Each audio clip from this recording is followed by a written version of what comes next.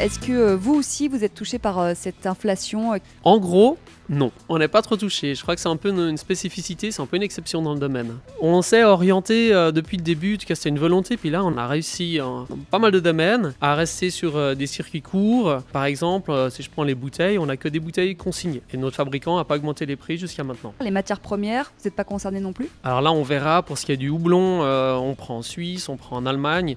Les prix n'ont pas été communiqués, donc je ne sais pas. Là ça dépend plutôt des récoltes chaque année.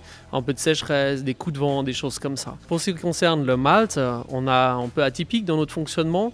On est considéré comme une brasserie agricole et on travaille avec les orges du village, de mes deux voisins agriculteurs, et ils sont transformés au sein même du bâtiment. Donc je pense pas en tout cas qu'ils vont augmenter leur prix. Mais on paye quand même 3 à 4 fois le prix du malt européen. C'est le prix du local, exactement, mais c'est un prix qui nous semble juste et correct.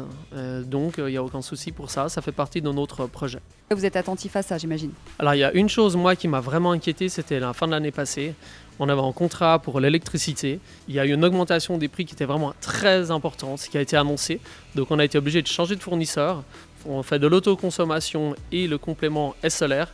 On a réussi à re-signer un contrat pour 3 ans qui est correct. Et puis là où il y a des soucis, c'est le travail au quotidien, c'est les délais, c'est d'obtenir des marchandises, de ne pas les obtenir. Pour un petit projet, on a essayé de trouver des bouteilles de verre, c'était un cauchemar. Un vrai cauchemar, ils ont des modèles qu'ils n'ont plus, les délais de livraison on ne les connaît pas, les prix, personne n'est capable de nous donner un prix parce que ça change sans arrêt et personne n'ose s'engager. Après on a des inquiétudes pour d'autres choses, si on doit racheter une cuve, là on a demandé des prix, là on était surpris.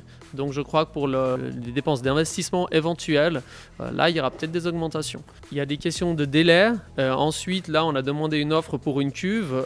C'était très amusant de voir que tout d'un coup ça coûte 40% plus cher qu'il y a 10 ans. Il y a une augmentation des tarifs de fond que je ne comprends pas. Ça fait 10 ans qu'on me dit que c'est le prix de l'inox. Moi je suis allé regarder sur internet le prix de l'inox. Il augmente. Maintenant de là à justifier des augmentations pareilles, je ne le comprends pas.